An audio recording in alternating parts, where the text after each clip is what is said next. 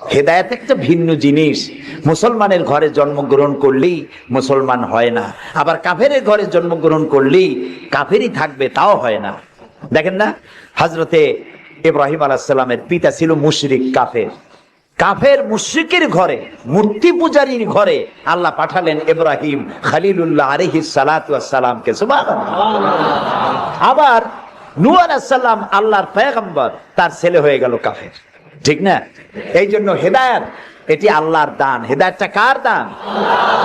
এই জন্য আল্লাহ রাব্বুল আলামিন কোরআনে কারীমের মধ্যে আমাদেরকে শিখিয়ে দিয়েছেন প্রতি রাকাতে আমরা যেন আল্লাহর কাছে হেদায়েত কামনা করি। ইহদিনাস সিরাতাল মুস্তাকিম পড়েন, ইহদিনাস সিরাতাল মুস্তাকিম সিরাতাল্লাযীনা আন'আমতা আলাইহিম গায়রিল মাগদুবি আলাইহিম ওয়ালাদ-দাল্লিন। আমিন। হায় আল্লাহ, তুমি আমাদেরকে হেদায়েত দাও, হেদায়েতের রাস্তা দেখাও, ওই পথ যে পথ নবিয়্যিন, সিদ্দিকীন, শুহাদা, সালেহীন তাদের পথ আমাদের দেখাও। আর যারা অভিশপ্ত, যারা বিপদগ্রস্ত, পথভ্রষ্ট, সে পথে আমি চলতে চাই না, নবীদের পথ আমাদেরকে দেখাও। হেদায়েত পাওয়া যত কঠিন, হেদায়েতের উপরে টিকে থাকা ততোধিক কঠিন।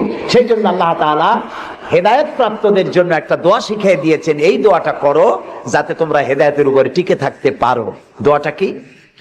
রব্বানা লা তুযিগ কুলুবানা বা'দা ইয হাদাইতানা ওয়া হাব লানা মিন লাদুনকা রাহমাতান ইন্নাকা আনতাল ওয়াহ্হাব। আয় আমার রব, তুমি আমাকে যখন দয়া করে হেদায়েতের রাস্তা দিয়েছো, আল্লাহ তুমি আমাকে হেদায়েত থেকে বিগড়ে দিও না। বলেন আমিন। ফেরাউন কাফের, স্ত্রী আসিয়া মুমিনা। সুবহানাল্লাহ বিহামদি। চিন্তা করা যায় হেদায়েত কত বড় নিয়ামত। ফেরাউন তাকে চাপ দিয়েছে, মানসিক ভাবে বলেছে আমার উপর ঈমান আনো, মুসা আলাইহিস সালামের উপর ঈমান ছেড়ে দাও, তাকে বাদ দাও, মুসা আলাইহিস সালামের আল্লাহর উপরে বিশ্বাস প্রত্যাহার করো। আসিয়া বলছি তোমার উপর ঈমান আনবো, তুমি যে কেমন খোদা আমার চাইতে ভালো তো কেউ জানে না, আমি তোমারে খোদা বলে মানি না। ফেরাউন বলল, লোক লস্করকে ডেকে বলল, এরে নিয়ে যাও, এদেরকে তক্তার মধ্যে লোহাগুলি ফুটায় দিয়া সেই লোহার উপরে ভুট করে শোয়ায় দাও, আর চতুর্দিক থেকে মারতে থাকো, পিটাইতে থাকো, লোহাগুলি শরীরে ফুটতে থাকুক, তার চিল্লানির আওয়াজ যেন আমি সিংহাসনে বসে শুনতে পাই। আল্লাহর এই বান্দিকে তক্তার উপরে হাজার লোহা পিটাইয়া তক্তা উল্টায় দিয়েছে। লোহাগুলি কি হয়েছে? খারাপ হয়েছে। ওর উপরে ভুট করে শোয়াইয়া পিটানো শুরু হয়েছে। হযরতে আসিয়া প্রাণ ভিক্ষা চাইলেন না। কোরআনে কারীমে রব্বুল আলামিন বলেন, হযরতে আসিয়া কাঁদতে লাগলেন আর বলতে লাগলেন, রব্বুল আলামিন আমি জালিমের জুলমের মধ্যে পড়েছি, আয় আল্লাহ তাআলা এই জুলুম থেকে, ফেরাউন এবং তার সাথী সঙ্গীদের জুলুম থেকে আমারে বাঁচাও, আর তোমার কাছে জান্নাতের ভিতরে আমার জন্য একটা ঘর বানাইয়া দিও, আমাকে ঈমানের মউত দিও।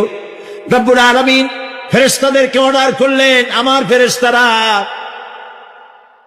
আসমানের দরওয়াজাগুলি খুলে দাও, আমার আসিয়া যেন আমার জান্নাত দেখে তার রূহ যেন জান্নাতের দিকে পারওয়াজ করতে পারে।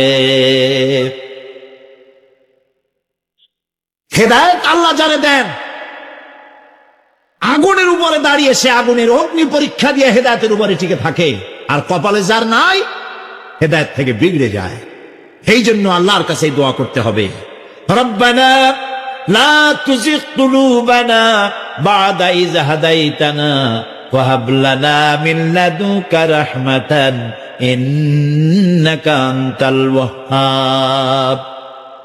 কিয়ামত হলো, হাসর হলো, মানুষগুলোকে একত্রিত করা হলো।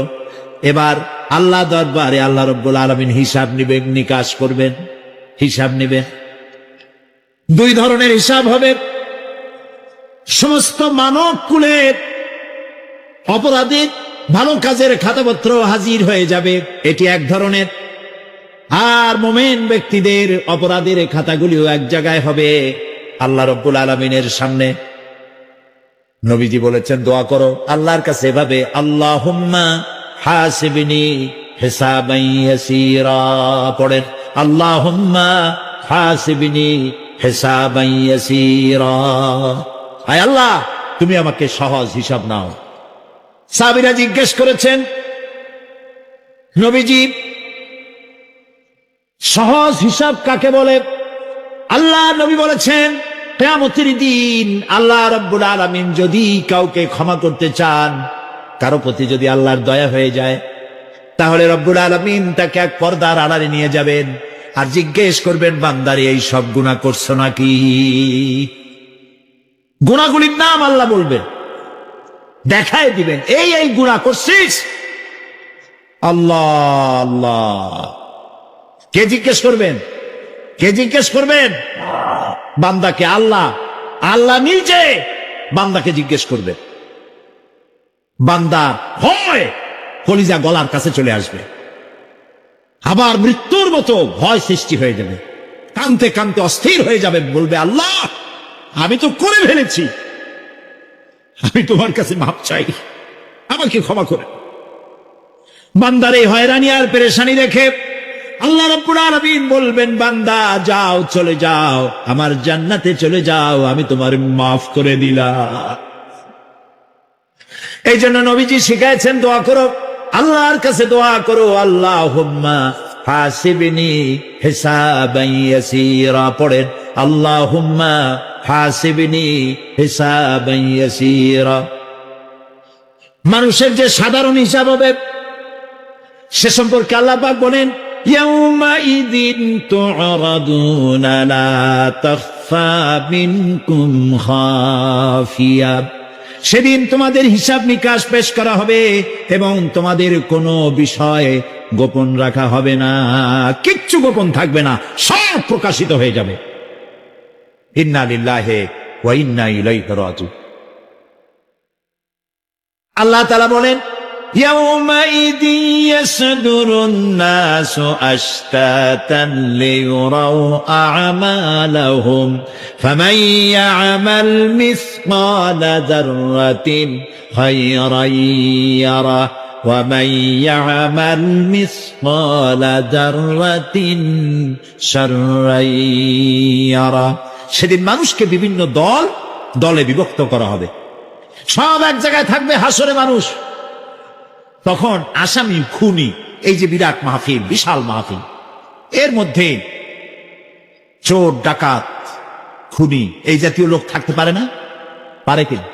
তারা কিন্তু এখন নিরাপদ, যেহেতু পুলিশও দেখতেছে না আর র্যাবেও দেখতেছে না, খুব নিরাপদ। কিন্তু হঠাৎ করে যদি বলা হয় এই সমাবেশের ভিতরে সন্ত্রাসী কারা, তাদেরকে আমরা শনাক্ত করেছি, তারা আলাদা হয়ে যাও, তখন অবস্থাটা কেমন হবে? মৌতের শামিল হয়ে যাবে, ঠিক না? সমস্ত মানুষেরা হাসরের মাঠে একসাথে থাকবে, হঠাৎ করে হুকুম হবে, আওয়াজ হবে, আমতাজুন ইয়াউমা আইয়ুহাল মুজরিমুন। অপরাধীর দলেরা আলাদা হয়ে যাও। নেককার থেকে তারা তখন আলাদা হয়ে যাবে, দলে দলে বিভক্ত হয়ে যাবে, বিভক্ত হবে এবং তাদের কৃতকর্ম তাদেরকে এই জন্য করা হবে যাতে করে তাদের কৃতকর্ম তাদেরকে দেখানো যায়। অতঃপর কেউ যদি সরিষা পরিমাণ ভালো কাজ করে পুরস্কৃত করা হবে, সরিষা পরিমাণ খারাপ কাজও যদি করে দেখানো হবে এবং সেজন্য তাকে তিরস্কার ভোগ করতে হবে, শাস্তি দিতে হবে। প্রিয় ভাই সব, সেই কঠিন হাসরের ময়দানে সমস্ত মানব গোষ্ঠীকে একত্রিত করা হবে। আমল নামা বলতে সেখানে বোঝানো হয় আমল নামা উপস্থিত করা হবে, যাতে মানুষের সকল ধরনের কর্মগুলিকে লিপিবদ্ধ করে রাখা হয়েছে।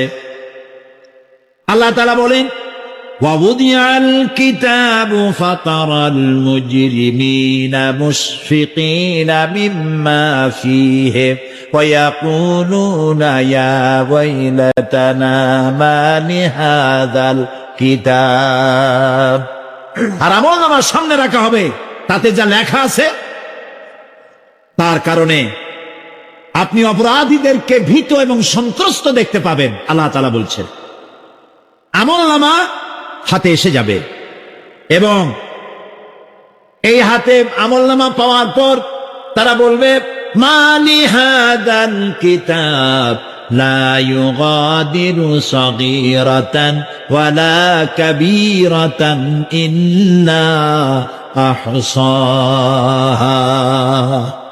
এটা কি আশ্চর্য কিতাব! বড় বড় পাপ যা করেছি তাও লেখা হয়েছে, ছোট ছোট পাপ যা করেছি তাও লেখা হয়েছে। ওয়াজাদু মা আমিলু হাদিরান ওয়ালা ইয়াযলিমু রাব্বুকা আহাদা।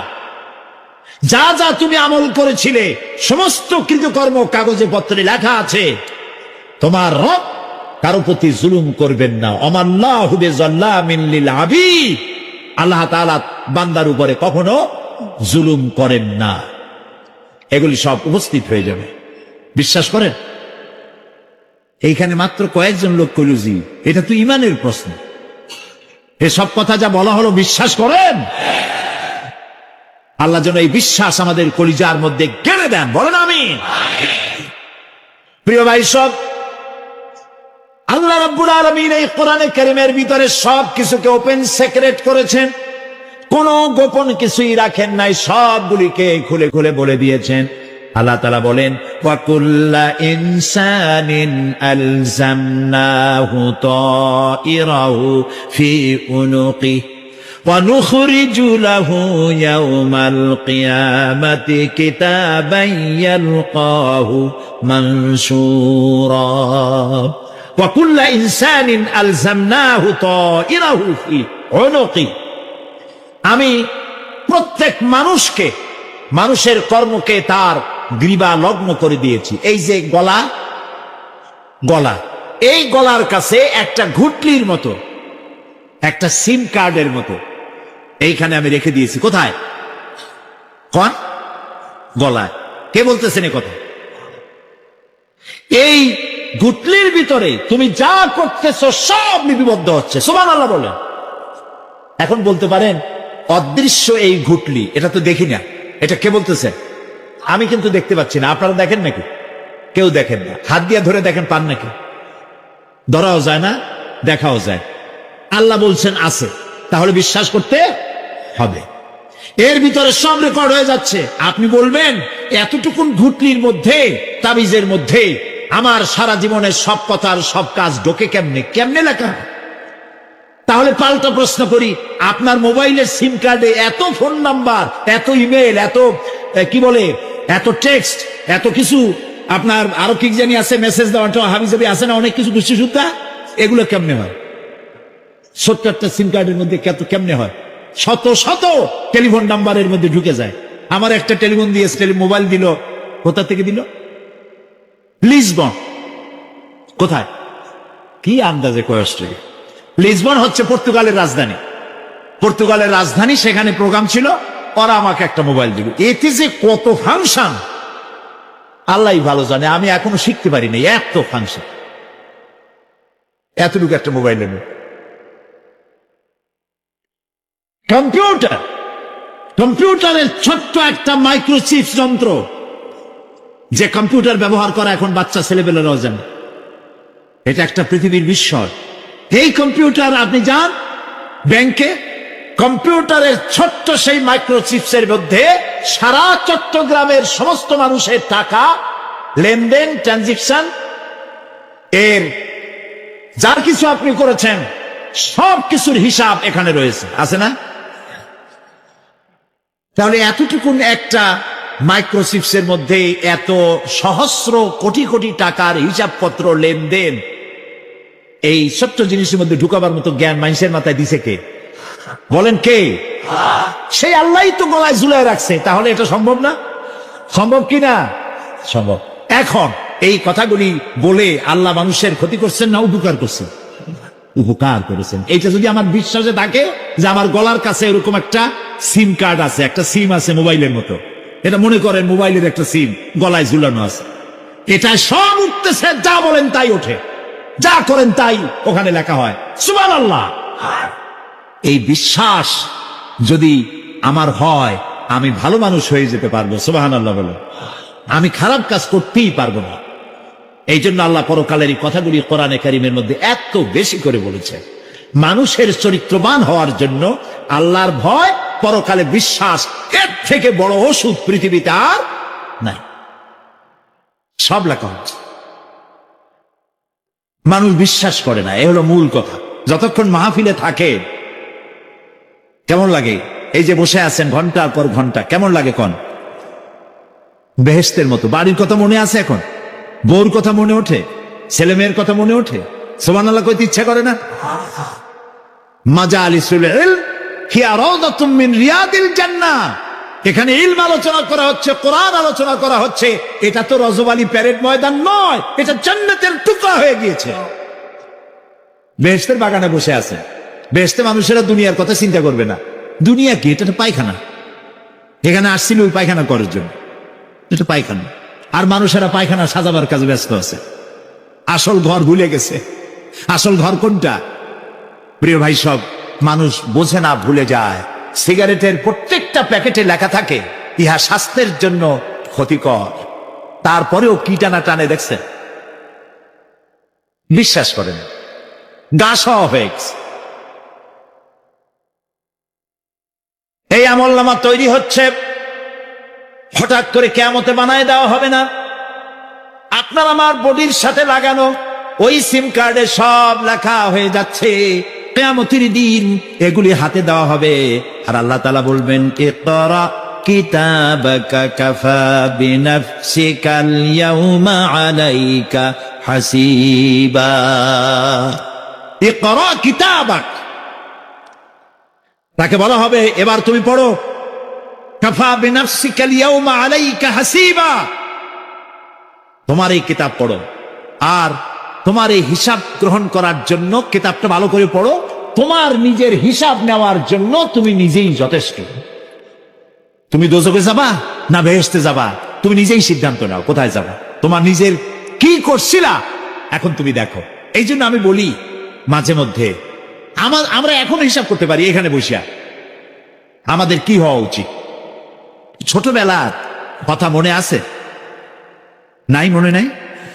এই যে স্কুল থেকে পলাইছিলেন, তারপরে 2 দিন পর স্কুলে গিয়ে হাজির হয়েছেন, মাস্টার জিজ্ঞেস করলো গতকাল আসো নাই কেন? তখন বললেন মা বলেছেন আমার নাকি পেটে ব্যথা হয়েছিল।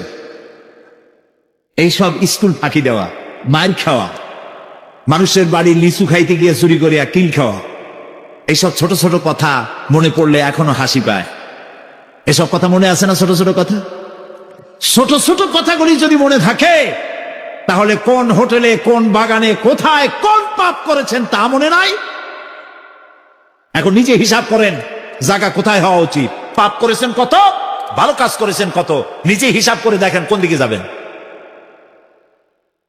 আমরা নিজেরাই যথেষ্ট হিসাবের জন্য। আল্লাহ তাই বলবেন কিয়ামতের দিন, ইকরা কিতাবা, তোমার কিতাব তুমি পড়ো, তোমার হিসাব নেওয়ার জন্য তুমিই যথেষ্ট।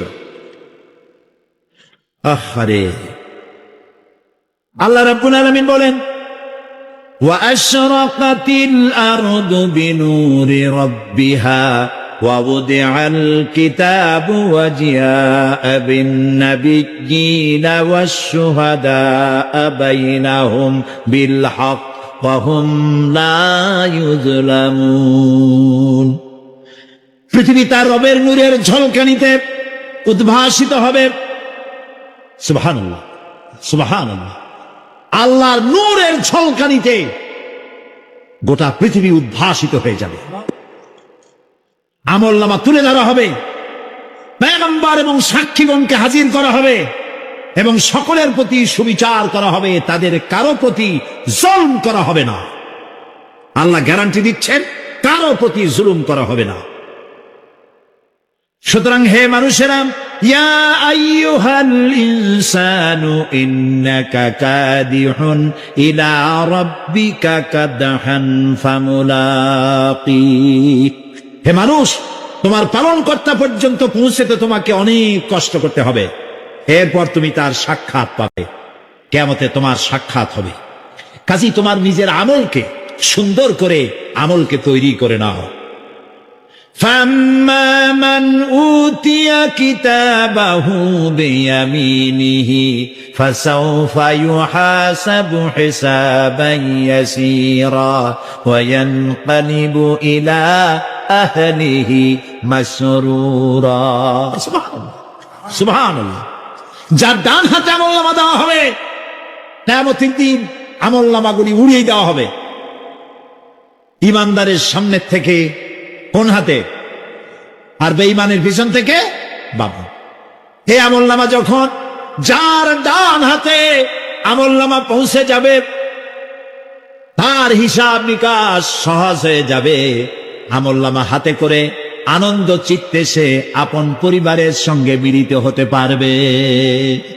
সুবহানাল্লাহ। আল্লাহ কিয়ামতের দিন দয়া করে আমাদের আমলনামা আমাদের ডান হাতে দিয়ে দিও। আল্লাহ তাআলা দয়া করে আমাদের হাতে, আমাদের ডান হাতে আমাদের আমলনামা দিও। দয়া করে আমাদের আমলনামা আমাদের ডান হাতে দিও। আনন্দ চিত্তে পরিবারের সঙ্গে দেখা করে সব পরিবার, মা বাপ, স্ত্রী পুত্র পরিজন, ভাই বোন, বন্ধু বান্ধব নিয়া এক জান্নাতে থাকার তৌফিক দিও। হায় আল্লাহ, বিগত 26 বছর যারাই মাহফিলে এসেছেন তাদেরকে নিয়ে এক জান্নাতে থাকার আমাদেরকে তৌফিক দিয়ে দিও।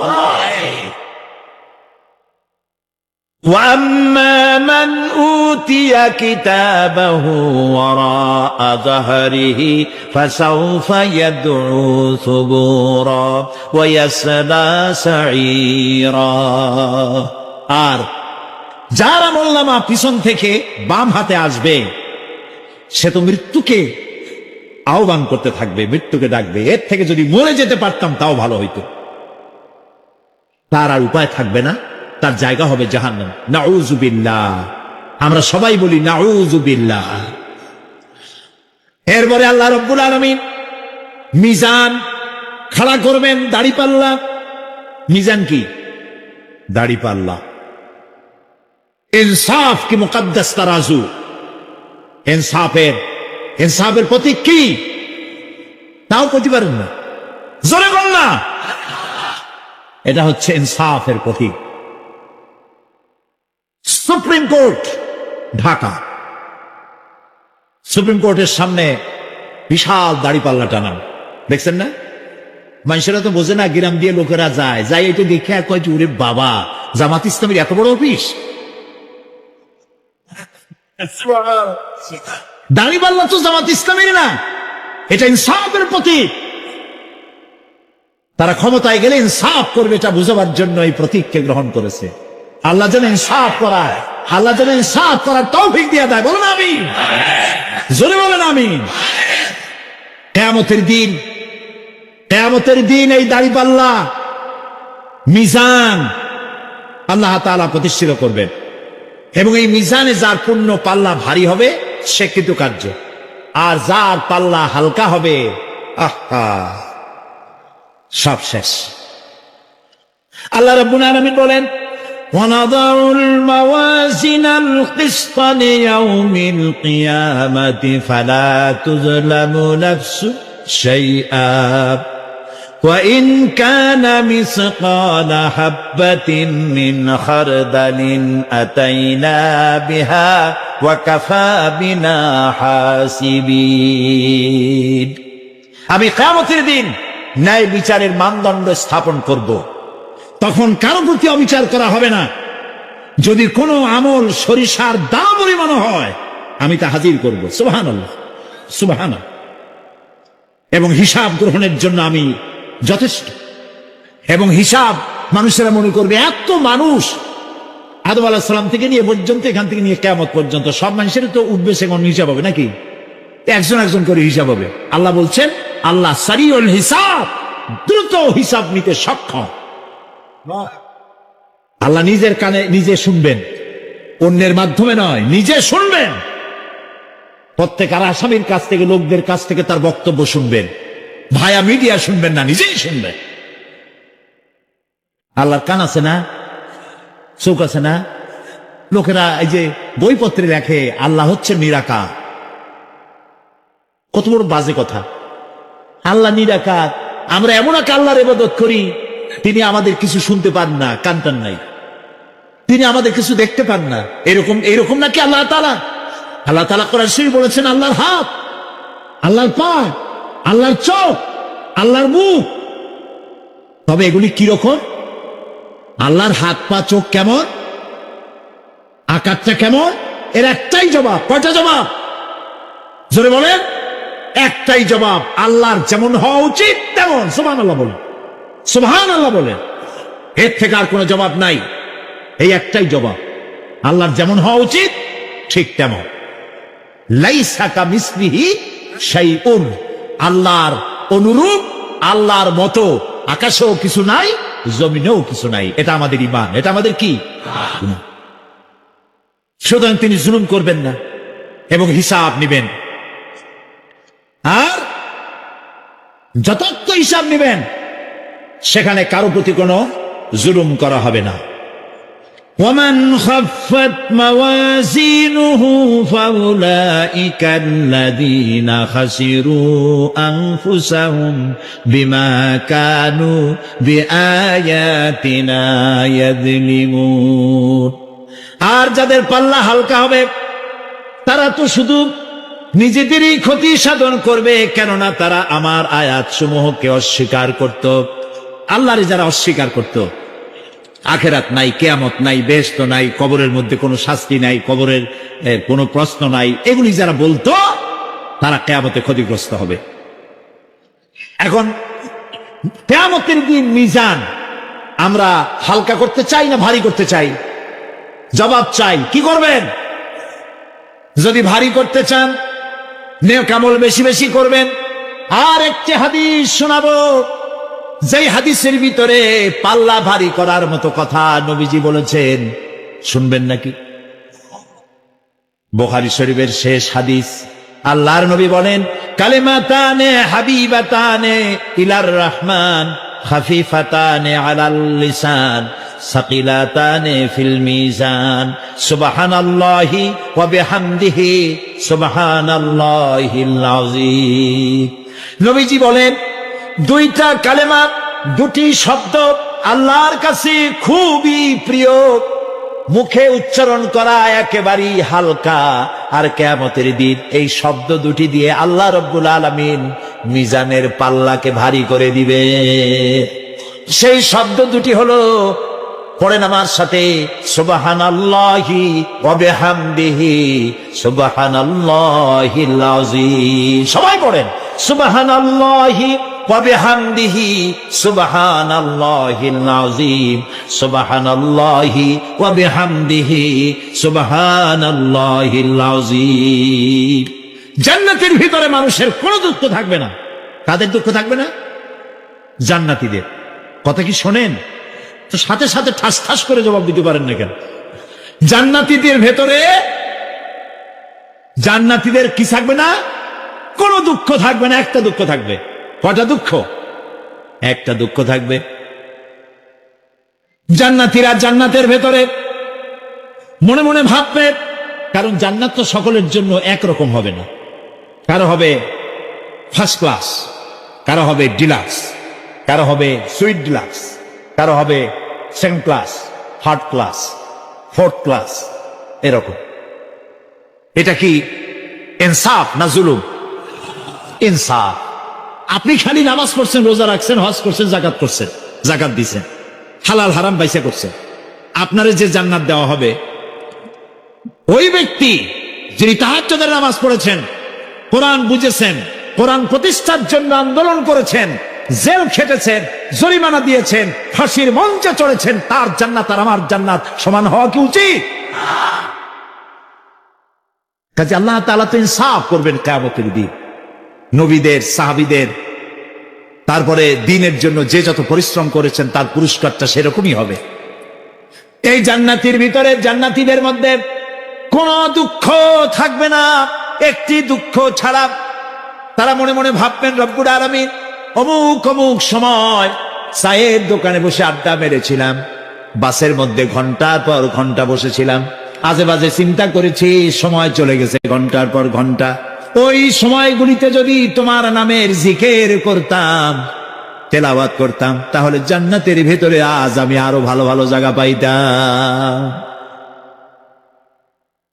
হাদিস শরীফে এসেছে কিয়ামতের দিন জান্নাতীদেরকে আল্লাহ বলবেন তেলাওয়াত করো আর উপরে উঠতে থাকো, তেলাওয়াত করো আর উপরের দিকে উঠতে থাকো, ধীরে ধীরে পড়ো, ধীরে ধীরে তেলাওয়াত করো। ধীরে ধীরে তেলাওয়াত করতে করতে তোমার তেলাওয়াত জান্নাতের যে স্তরে গিয়ে শেষ হবে, জান্নাতের ওই জায়গা তোমার জন্য বরাদ্দ হবে। এখন যার মুখস্থ সাদি খালি কুল্লু আল্লাহ আর ইজাজা নাসরুল্লাহ, দুই পাও দিয়েই বসে থাকে, আহারে কোরআন শরীফ মুখস্থ করেন, আল্লাহ যেন আমাদেরকে মুখস্থ করার তৌফিক দেন, বলেন আমিন। এজন্য উৎসাহ থাকা দরকার, উৎসাহ হইলেই আপনি পারবেন। জেহেন শক্তি সকলেরই কম বেশি আছে, চেষ্টা করলেই পারবেন।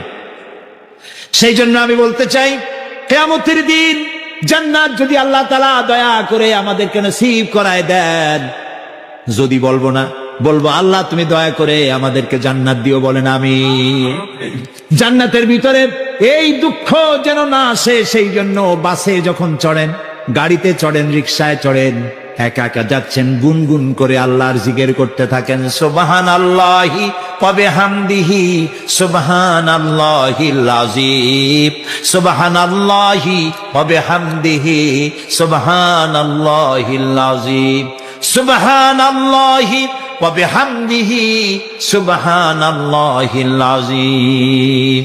জিকির করেন সবাই কিছুক্ষণ, সুবহানাল্লাহ আলহামদুলিল্লাহ লা ইলাহা ইল্লাল্লাহ, সুবহানাল্লাহ আলহামদুলিল্লাহ লা ইলাহা।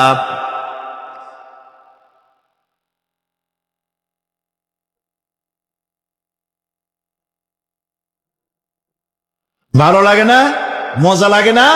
প্রাণ খুলে বলেন সুবহানাল্লাহ ওয়ালহামদুলিল্লাহ লা ইলাহা ইল্লাল্লাহ, সুবহানাল্লাহ ওয়ালহামদুলিল্লাহ লা ইলাহা লা ইলাহা ইল্লাল্লাহ মুহাম্মাদুর রাসূলুল্লাহ। প্রিয় ভাই সব, এরপরে আল্লাহ তাআলা বলেছেন সিরাতের কথা, কিয়ামতের দিন সিরাত। পুলসিরাতের নাম শোনেন নাই? কথা না কইলে বুঝি কি? শুনছেন? সিরাত। এই সিরাত বলতে বোঝানো হয় এক ঝুলন্ত সেতুকে, যা দোজখ এবং বেহেশতের মাঝখানে সেতু বন্ধন। কিয়ামতের দিন সকল মানুষকে এই সেতু পার হতে হবে।